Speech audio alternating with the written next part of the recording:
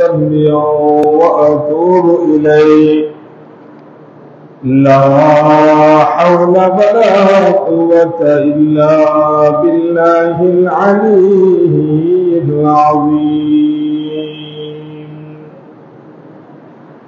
حامدا ومصليا ومسلما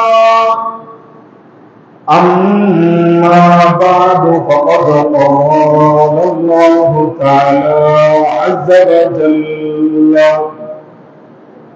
في شان حبيبه ومحبوبه ومعشوقه ومطلوبه مخبرا وآمرا إن الله وملائكته يصلون على النبي يا محمد وآله وصحبه وسلم صلى الله وآله وصحبه وسلم اللهم صل سيدنا مولانا محمد وعلى آل سيدنا صلاة يا رسول الله عليكم والسلام إن أول بيت وضع للناس للذي ببكة مباركا وهدى للعالمين فيه الحمد لله رب العالمين ربي صل وسلم وبارك عليه আল্লাহ গো আমার শেষে বলে যে চলে যাই নবীর দেশে সে এসে বলে কি অপরূপ রওজা শরীফ চমকে ফিরে না কি অপরূপ রওজা আমার পর্দানশীল মুস্তরাত খাওয়াতিন সম্মানিত তৈয়বা তাহেরা মা ও বোনেরা এবং দূর দূরান্ত থেকে আগত মেহমান সহ সকলকে আমি সর্বপ্রথম সালাম জানাচ্ছি আসসালামু আলাইকুম ওয়া রাহমাতুল্লাহি ওয়া বারাকাতুহু। আমাদেরকে হায়াত দিয়েছেন, সুস্থ রেখেছেন, সবল রেখেছেন, সর্বশেষে আমাদেরকে আরেকটি জুমায় এসে আমাদেরকে সুন্নাত নামাজ আদায় করার, দরুদ শরীফ আদায় করার, সর্বোপরি আমাদেরকে জুমার নামাজ পড়ার লক্ষ্যে মসজিদে আসার বসার তৌফিক দান করেছেন। ওই রব্বুল আলামিনের দরবারে সকলে দিল থেকে মুহাব্বতের আওয়াজে একটিবার শুকরিয়া আদায় করি, সকলে উচ্চ আওয়াজে বলি আলহামদুলিল্লাহ। সাথে সাথে লক্ষ কোটি দরুদ ও সালাম পেশ করছি সরওয়ারে কায়নাত ফখরে মওজুদা রাহমাতুল লিল আলামিন শফিউল মুজনিবিন উম্মতের কান্ডারে নবী গুনাহগারদের বাঁচানে वाला নবী জনাবে মুহাম্মদুর রাসূলুল্লাহ সাল্লাল্লাহু আলাইহি ওয়াসাল্লামের নূরানী চরণে এবং শ্রদ্ধা ভরে স্মরণ করছি সমস্ত সাহাবায়ে কেরাম, আউলিয়ায়ে কেরাম, মুমিন মুমিনাত, মুসলিম মুসলিমাত, ওলি গৌস কুতুব আলেম হাফেজ, বিশেষ করে আমরা যারা এখানে উপস্থিত হয়েছি আমাদের কারো মা, কারো বাবা, দাদা দাদি, নানা নানি, এলাকার মানুষ যে যে কবরস্থানে শহীদ আছেন, কেউ খালের পারে, কেউ পুকুরের পারে, কেউ গাছতলে, কেউ মাছতলে, অনেক মানুষের কবরের জায়গা অস্তিত্ব সহ বিলীন হয়ে গিয়েছে। আল্লাহ যেন আজকে জুমার দিনের উসিলায় আমাদের সকল মুরব্বীদের জীবনের গুনাহ মাফ করে তাদের আদার কবরকে জান্নাতের বাগান বানিয়ে দেয়। জুড়ে বলেন আমিন। সম্মানিত উপস্থিতি, ধারাবাহিক আলোচনা খুতবার মধ্যে আমি আজকে তৃতীয় জুমা যে আয়াতে কারিমা এসেছে আমি ওই আয়াত তেলাওয়াত করেছি। আমি ওই আয়াতের সঠিক হক কথাটা আমাকে আল্লাহ বলার, আপনাদেরকে শোনার, আমাকে এবং আপনাদেরকে যতটুকু মাইকের আওয়াজ যাচ্ছে সকলকে আমাদেরকে এই কোরআনের কথাগুলো শুনে বুঝে আমল করে চলা আল্লাহ আমাদেরকে তৌফিক দান করুন। জোরে বলেন আমিন। কোরআনুল কারীমের আয়াত, আল্লাহ বলেন বিসমিল্লাহির রহমানির রহিম, ইন্না আউওয়ালা বাইতিন উদিআ লিন-নাস। আল্লাহ বলেন নিশ্চয় লাল্লাযী বিবাক্কাতা মুবারাকান ওয়া হুদাল লিল আলামিন, নিশ্চয় আমি সর্বপ্রথম ওই গৃহ যা মানুষের জন্য স্থাপন করা হয়েছে, লাল্লাযী বিবাক্কাতা মুবারাকান ওয়া হুদাল লিল আলামিন, সেটা মক্কায় স্থাপিত, সেটা আমি মক্কা নগরীতে আমি আল্লাহ সেটাকে স্থাপন করেছি। কিসের জন্য? মানুষের জন্য। মানুষের জন্য কেন? মানুষ ওই জায়গায় গিয়ে ওই ঘরে গিয়ে নিজের কল্যাণ গ্রহণ করতে পারবে। করে বলেন সুবহানাল্লাহ। তাহলে আমরা যদি বলি মক্কা সেটা একটা শহরের নাম, সেটা একটা জায়গার নাম। মক্কায় আল্লাহ যে ঘর আমাদের জন্য স্থাপনা করেছে, যে ঘর আমাদের জন্য আল্লাহ দিয়েছেন, সেই ঘরের নাম হচ্ছে মক্কা। সেই ঘরের নাম যদিও বা আমরা বলি মক্কা শরীফ, এটা মক্কা একটা জায়গার নাম। এখানে আবার ওই জায়গা আরব রাষ্ট্রের এটা একই নামে আমরা বলি মক্কা শরীফ, মদিনা শরীফ, এগুলা শরীফ হয়ে গিয়েছে। এবং ওই জায়গায় যেটা খানে কাবা রয়েছে, ওই কাবার ওই ঘরকে আল্লাহ মানুষের জন্য, মানুষের কল্যাণে, মানুষ গুণামুক্ত করানোর জন্য এই আল্লাহর ঘর আল্লাহ স্থাপনা করেছেন, তাও মানুষের জন্য। গুলো বলেন সুবহানাল্লাহ। তারপর বলা হচ্ছে ফীহি আয়াতুম বায়্যিনাতুম মাকাম ইব্রাহিম, এটা সমগ্র জগৎবাসীর জন্য বরকত ও হেদায়েত পূর্ণ ওই ঘর। তাতে সুস্পষ্ট প্রমাণ সমূহ রয়েছে, তার মধ্যে মাকাম ইব্রাহিম উল্লেখযোগ্য। যারা বলেন সুবহানাল্লাহ। মক্কা শরীফ আপনারা এখানে যারা গিয়েছেন, মাকাম ইব্রাহিম আপনারা নাই। মাকাম ইব্রাহিম সেখানে কি করতে হয়? সেখানে নামাজ আদায় করতে হয়। এখানে ইব্রাহিম আলাইহিস সালামের কবর, এটাকে আল্লাহ এই নিদর্শনকে সম্মানে বানিয়েছেন। এখানে সুস্পষ্ট জায়গা যেটা আমরা সবাই দেখি, সেটা হচ্ছে মাকাম ইব্রাহিম। তারপর বলা হচ্ছে ওয়ালিল্লাহি আলান নাসি হিজ্জুল বাইতি মান ইসতাতাআ ইলাইহি সাবিলা, সে যে সেই গৃহে প্রবেশ করে সেই নিষেধাজ্ঞা পেয়ে যায়। আল্লাহর উদ্দেশ্য ও লোকের উপর ফাতাআ ইলাইহি সাবিলা, হজ ফরজ, যে এই সমস্ত ওই জায়গা পর্যন্ত পৌঁছার সামর্থ্য রাখে। সর্বোপরি এখানে কথা হচ্ছে আল্লাহ মানুষের কল্যাণে যে ঘর সৃষ্টি করেছে, সেই ঘরের নাম হচ্ছে কানে কাবা। ওই কানে কাবায় যারা যেতে পারবে তাদের জন্য কিছু জিনিস নিষেধাজ্ঞা আছে। কেন?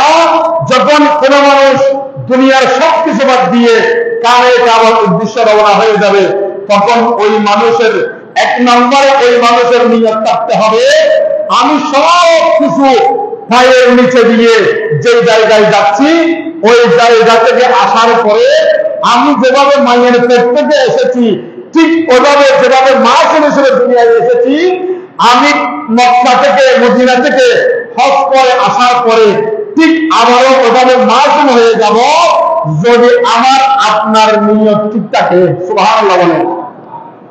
এখন যদি আমি বলি, আমরা যখন হজ করতে যাই তখন চিন্তা করি আমার অ্যাকাউন্টে কত টাকা আছে, আমার ছেলেকে আমি কি দিয়ে যাচ্ছি, আমার মেয়েকে কি দিয়ে যাচ্ছি, আমার স্ত্রীকে কি দিয়ে যাচ্ছি, এবং আমার আলমিরার আমি কোথায় রেখে যাচ্ছি, আমার ব্যাংক ব্যালেন্সের যে টাকা পয়সা আছে, যে আমার দামি গয়না দিয়েছে, এগুলো কোথায় রেখে যাবো, এগুলো কাউকে কেউ না দেখে। আমাদের ওই চিন্তা থাকে না, আমরা মক্কায় যাব, মদিনায় যাব, সেখানে আল্লাহ যেন আমার হায়াতের বাজেটটা সেখানে শেষ করতে পারি, আমার যদি সেখানে মৃত্যুও হয় আমার খুশনসিব, এটা আমাদের চিন্তায় থাকে না। আমরা কোনো মানুষ দেখা যায় এমন ভাবে হজ করতে যায় যাতে হজ করার জন্য যায় না, কোনো মতে মানুষের কথা থেকে বাঁচার জন্য। কোনো মতে 2-10 দিন 15 দিন এগুলা খাটিয়ে দেয় কোন মতো দুনিয়ার মানুষের কথা থেকে বাঁচার জন্য। তাদের নিয়ে হজ করা না, তাদের নিয়ে হচ্ছে মানুষের কথা থেকে বাঁচা। এরকম কিছু হাজি আছে না নাই? অনেক হাজি হজ করে আসার পরে নিজের বাইরের সম্পদ মেরে খেয়ে ফেলতেছে, নিজের নিজের প্রতিবেশীর সম্পদ নষ্ট করতেছে। অনেক হাজি হজ করে আসার পরে খারাপ কাজে লিপ্ত হয়ে যাচ্ছে, আরেকজনের হক ধ্বংস করতেছে, এলাকায় ক্ষতি করতেছে। এরকম অনেক হাজি আমাদের এখানে না থাকলেও অনেক জায়গায় আছে না নাই? হজ করে আসার পরে দুনিয়াতে লোক লালসা, টাকা পয়সা এগুলোর জন্য আরেকজনকে আঘাত করতেছে, মানুষ মারতেছে, আরেকজনের পিছনে লেগে আছে। হ্যাঁ, যদি আপনি হকে থাকেন, আপনি বাস্তব আপনার নিজের যে অধিকার, আপনার নিজের যেই জায়গা জমি হক, এগুলোর জন্য আপনি লড়তে পারবেন। কিন্তু নাহক ভাবে হজ করে এসে হাজির হয়ে আপনি নাহক ভাবে একটি শব্দ অন্যের ব্যাপারে মিথ্যা কথা বলা যাবে, যেটা বলে না, মিথ্যা কথা বলা যাবে না। সেজন্য এটা এমন ঘর যে ঘরে ইবাদত করতে হবে না। আমরা মসজিদে এসে বসে থাকলে গুনাহ থেকে বাঁচবো, ঠিক আছে, কিন্তু এখানে যদি দেওয়ালের দিকে তাকাই থাকি কোনো সওয়াব হবে না।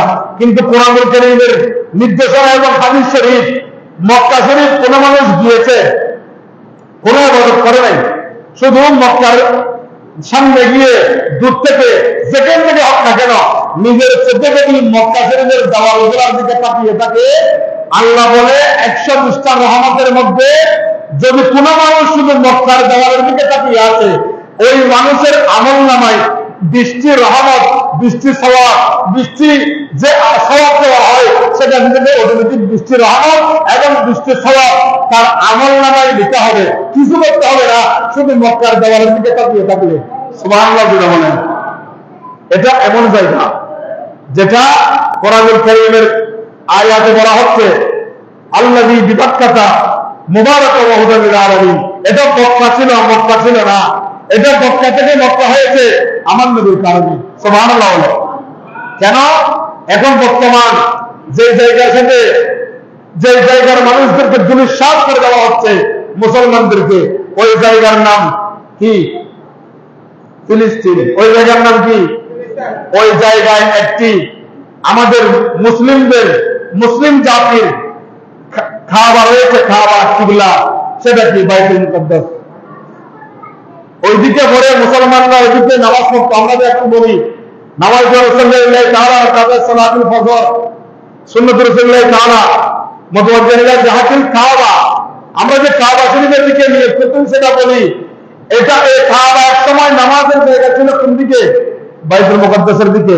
আমার নবী যখন দাঁড়ালেন, যারা আপনারা মক্কা শরীফ, মদিনা শরীফ হজ করতে গিয়েছেন আপনারা জানেন, একটা আছে মসজিদের জুল কিবলা টাইম, মসজিদে কি জুল কিবলা টাইম, দুই দিকের কাবা। জুল কিবলা টাইম মানে দুই দিকে কাবা। সেটা কোন মসজিদ? সেটা যারা আপনারা গিয়েছেন আপনারা দেখেছেন। জুল কিবলা টাইম আমার নবী নিয়ত করেছেন নামাজের। এখন নবীর জন্মস্থান কোন দিকে? বাইতুল মুকাদ্দাস নাকি মক্কায়? আমার নবীর জন্মস্থান কোথায়? না জানা দিত না। নবীর জন্মস্থান কোথায়? জন্মস্থানের সাথে নিজের, আমার জন্মস্থানের সাথে আমার একটা অন্তরে টানা করা নাই। সবার কেবলা হচ্ছে বাইতুল মুকাদ্দাসের দিকে, কিন্তু আমার নবী কিছুদিন নামাজ যখন আদায় করলেন, তারপরে নবী যখন নামাজের নিয়ত করলেন, নবীর মন চায় আমি বাইতুল মুকাদ্দাসের দিকে, সবাই করেছে নামাজ, অন্যান্য নবীরা, আমাদের কেবলা, আমি নবী মুহাম্মদের কেবলা যদি একটু আমার জন্মস্থান যেদিকে ওই কেবলার দিকে হয়ে যেত তাহলে কতই না বড় হতো। এই কথা নবী নামাজের ভিতরে বলতেছেন মনে মনে, কিন্তু অন্তরের খবর জানেন কে? এখন যার অন্তরে এই কথাটা চলতেছে তিনি কি সাধারণ মানুষ নাকি হাবিবুল্লাহ? তিনি আল্লাহর হাবিব, আল্লাহর বন্ধু। আল্লাহর বন্ধুর অন্তরে যে কথা চলে, আল্লাহ বলে এই কথা ফেরত দেওয়া যাবে না। সুবহানাল্লাহ বলেন। আমার নবী মনে মনে বলতেছে কেবলাটা যদি এদিকে হতো, নামাজের নিয়তেও আছে, তখন সরাসরি আল্লাহ জিবরিলকে পাঠিয়ে দিলেন, জিবরিল তাড়াতাড়ি যাও, আমার বন্ধুর অন্তর চাই কেবলাটা যেন আমার বন্ধুর জন্মস্থান মক্কার দিকে একটু হয়ে যায়। আমার বন্ধুকে বলো নামাজ থাকবে ওই দিকে যেন ঘুরে যায়। সুবহানাল্লাহ জোরে বলেন। কথা বুঝে যাচ্ছে না? আমার বন্ধুকে একটু নিয়ে বলো, নামাজের নিয়ত থেকেই থাকবে। বন্ধু যেন একটু এদিকে ঘুরে যায়, আমার নবী ঘুরে গেলেন, এটা হয়ে গেল মসজিদের কিবলা টাইম। ওইদিকে আমাদের কাবা নাই, আমাদের কাবা হয়ে গেল মক্কার দিকে। এটা সাওয়াকার, সাওয়া হচ্ছে নবীর, সাওয়াকার নবীর। এটা দেওয়ার ইচ্ছা করেছেন কে? দিয়েছেন কে? আল্লাহ। নবী যা চাই আল্লাহ তা দিতে দেরি করে না। আবার আমরাও যা আল্লাহর কাছে চাইব নবীর উসিলায়, আল্লাহ তাও দিতে দেরি করবে না। ধরে বলেন সুবহানাল্লাহ। আমার কথা ওইদিকে নয়, আমার কথা হচ্ছে আমরা হজ করতে যাই, হজ করি, কিন্তু হজের আরকাম আহকাম যেগুলো আছে এগুলো আমরা যথাযথ আসার পরে মেনে চলা, পারলেও মেনে চলার আমরা চেষ্টা করি না। এক নম্বর হচ্ছে জানার নাম বড় নয়, মেনে চলার নাম হচ্ছে বড়। মানতে হবে, আমরা গীবত করলে গুনাহ হবে সেটা জানি, সুদ খেলে গুনাহ হবে সেটা জানি, কিন্তু এক নম্বরে আমরা মানি না। জানার নাম মানা নয়, মানতে হবে। মানলেই সবকিছু উপকার পাওয়া যায়। জোরে বলেন সুবহানাল্লাহ। দরুদ শরীফ সালাতুন ইয়া সালামুন ইয়া হাবিব। আসুন রাসূল করিম সাল্লাল্লাহু আলাইহি ওয়াসাল্লামের হাদিসে মুবারাকা। قال رسول الله صلى الله عليه وسلم من أيسر ولم يحج ومات على ذلك فهو في النار ذات الوحشة والظلام। নবী করিম সাল্লাল্লাহু আলাইহি ওয়াসাল্লাম ইরশাদ করেন, যে ব্যক্তি হজ পালনাকে সামর্থ্য থাকা সত্ত্বেও হজ পালন করলো না, এমন অবস্থায় মারা গেল, সেই ব্যক্তি ভয়ঙ্কর উগ্র অন্ধকারে জাহান্নামে স্থান পাবে। যারা বলেন নাউযুবিল্লাহ। গত জুমাবার তো বলেছিলাম, আমার নবী বলেছে কোন মানুষ যদি হজ করা সামর্থ্য থাকা সত্ত্বেও হজ না করে মারা যায়, হজ না করার মতো পান করে থাকে, ওই অবস্থায় মারা গেল, আমি জানি না ওই উম্মত, ওই আল্লাহর বান্দা কি ইমানদার হয়ে মারা গেল নাকি বেঈমান হয়ে মারা গেল।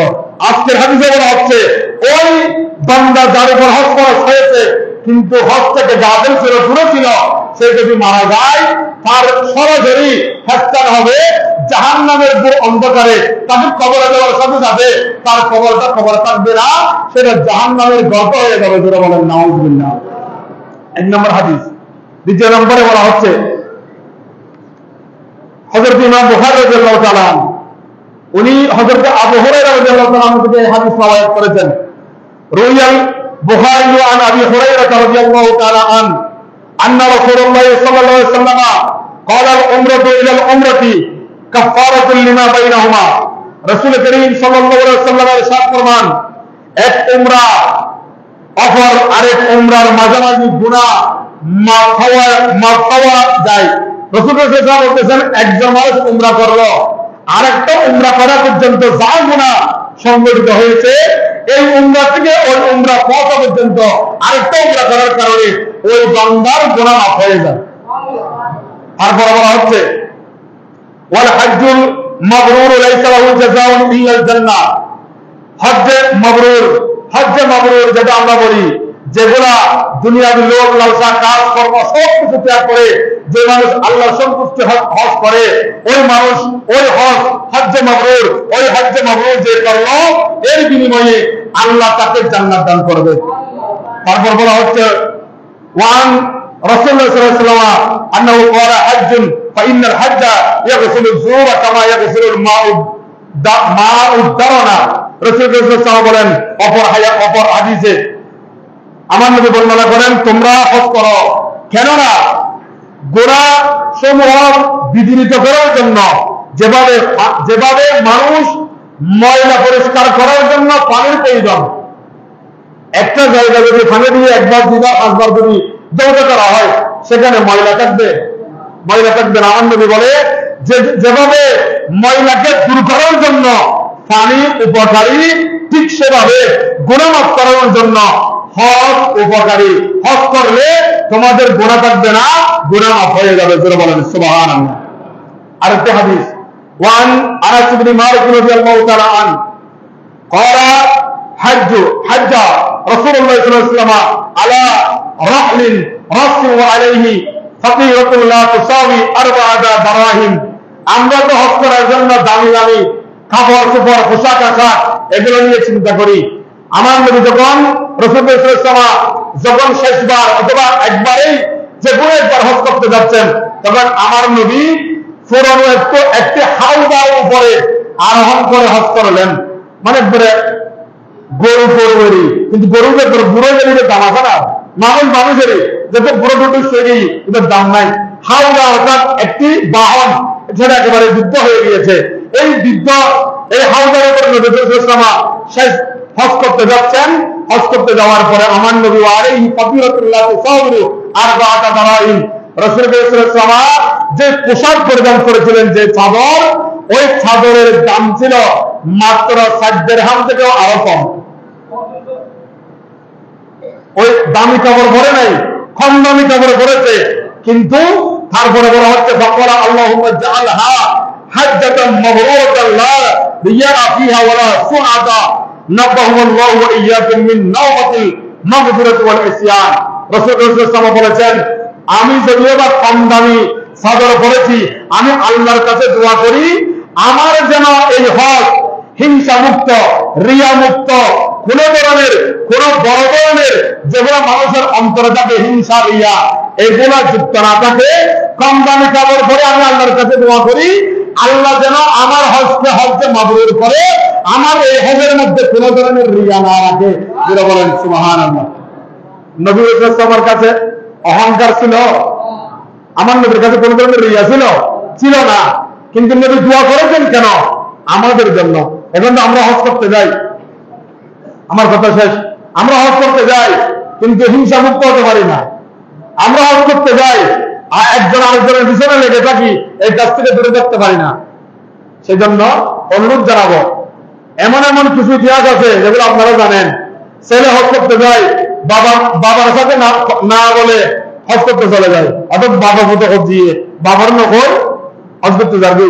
আচ্ছা অনরাই হজ কোনো ভয় যদি বাবারা হন করা, মারা হন করা হজ করতে যায়, একবার দিবেন না 100 বার হজ করছি কবলে না অনরা আবার আগে প্রশ্ন করতে পারেন হুজুর আর ভক্ত নাউজুবিল্লাহ আর মা তো আরো জুলুম করছি, আর ভক্ত আরো জুলুম করছি, আর বাইরে এক করা বেশি দিবে আর এক করা কম দিই, আর মা আর বাবুদের বেশি দিচ্ছে আরো কম দিতে। এগুলো হচ্ছে 3 নম্বরের সাবজেক্ট। আপনাকে আপনার বাবা দিছে দেয় নাই, আপনার মা আপনার সম্পর্কে কম আদর করে, আপনার বাইরে যেগুলো আছে এগুলোকে বেশি আদর করে, এগুলো করে। 1 নম্বরে আপনার মায়ের ঋণ আপনি শোধ করতে পারবেন না, বাবার ঋণ শোধ করতে পারবেন না। কি জন্য? আপনাকে শুধু দুনিয়াতে কে জন্ম দিয়েছে, আর গুলো 4 নম্বরে। এখন আমি যদি আপনাদেরকে বলি, হযরত সাইয়েদনা ওয়াইসুল করনী, উনি আশেকের রাসূল কম না বেশি? আমার নবীর দন্দান একটা শরীফ হয়েছে, হযরত ওয়াইসুল করনীর দন্দান কয়টা? 32টার মধ্যে একটাও ছিল না। এটা হচ্ছে আশেক মাসুদের খেলা। আমরা যদি আল্লাহর কোরআনুল কারীমের নির্দেশ, কোন মানুষ যদি নিজের হাত নিজে কাটে, সওয়াবের কাম না গুনার কাম?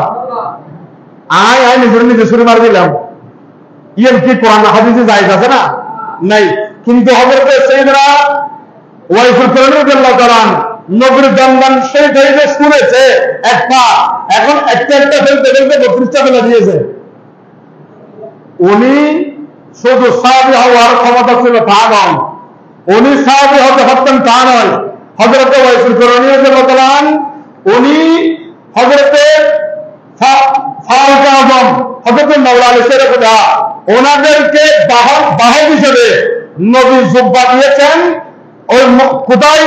মক্কা আর মদিনা, সেখান থেকে কোরআন শহরে ওনার কাছে জুব্বা পাঠিয়েছেন। এই জুব্বা গ্রহণ করেছেন ফারুক আযম, মাওলা আলী।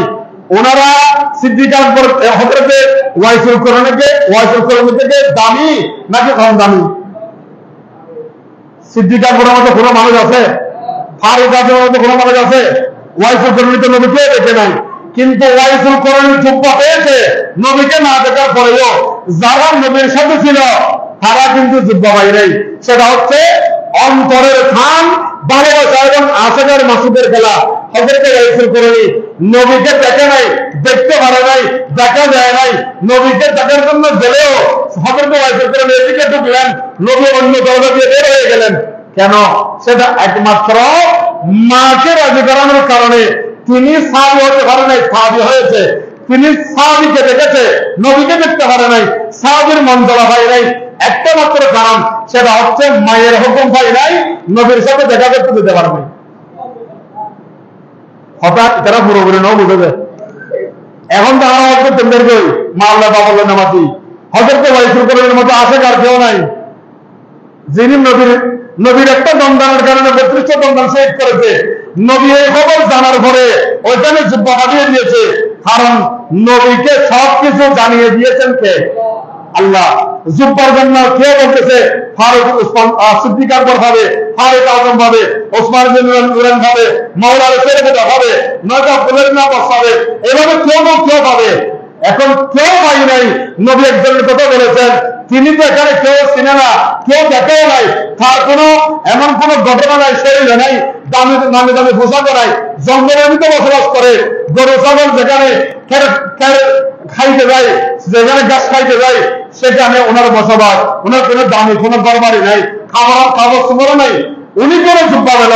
উনি একমাত্র জুব্বা পেয়েছে মায়ের খেদমতের কারণে এবং মায়ের দোয়ার কারণে। উনি যদিও সাহাবী হতে পারে নাই, কিন্তু সাহাবীরা যেগুলো পাই নাই তিনি সেগুলো পেয়েছেন। তিনি মাত্র জুব্বা পেয়েছেন কেন? শুধু মায়ের দোয়ার কারণে।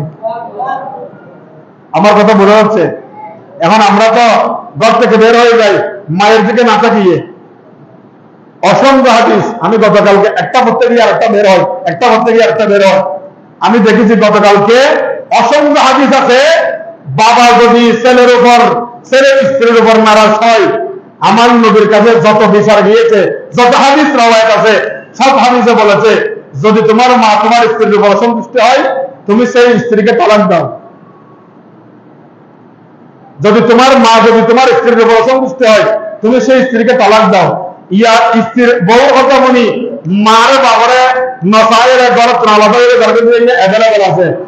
মা বাবার কথা শুনিয়ে রে গোড়া সমাজের এলাকায় আর মনে হয় গোড়া পরিষেবা দুঃখ পাইছে যে বউরে মাই বউরে জেনে ভারতে মার কথা বলি উগ্র বউ তালাক দিয়ে হওয়া একটু দুঃখ পাবে বলে মনে হয়।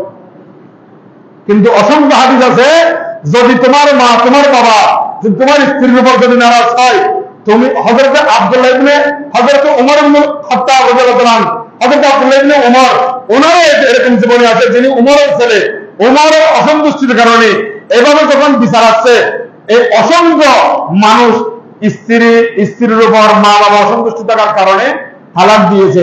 এরকম অসংখ্য নবীর হাদিস, অসংখ্য কথা আছে। এখন আমরা কি এই যুগে আছি? আমার কথা যদি মনে কষ্ট আছে, ক্ষমা সুন্দর দৃষ্টিতে দেখবেন। 1000 বার হজ করতে পারবেন, মা বাবা রাজি নাই, কিছু হবে না। হাজি হিসেবে নাম হবে, হাজি হিসেবে আলহাজ অমুক লিখতে পারবেন, কিন্তু কাজের বেলায় ফাজি হয়ে যাবেন। আল্লাহ আমাদেরকে মা বাবার খেদমত, মা বাবার দোয়া সব সময় আমরা নেওয়ার, যদি এবার কিছু কিছু কারণে অসন্তুষ্ট হতে পারেন, তারপরেও মা বাবার দোষ সত্যিকারের ছেলে মেয়েরা কোনদিন বলতে পারবে ইয়ে না আমার দোষ, এলে অনেকে করতে দেবো না। মায়ের গোড়ায় লাগাল লেখা, সমাজের লেখা ফুয়ার মধ্যে কোনোদিন বাইরেও না। যদি ফুয়াই বাইরে দিন, আর যদি লোয় এক বস্তা ফাটাল্লা যদি টুরো টুরো করে বাইরা মারে, এই সুযোগ এই ওয়াজের ঘন দাম আছে বলে আমি মনে করি। তারপরেও আমার কথা আমি বলে যাচ্ছি, বললাম আলাম ওয়া রাসূলু, হক যেটা সেটা আমার অন্তরের খবর আল্লাহ এবং রাসূল জানে। হক যেটা আমি সেটা বলে দিচ্ছি। আল্লাহ আমাকে এবং আপনাদেরকে মেনে চলার তৌফিক দান করুক। আমিন। যারা দোয়া চেয়েছেন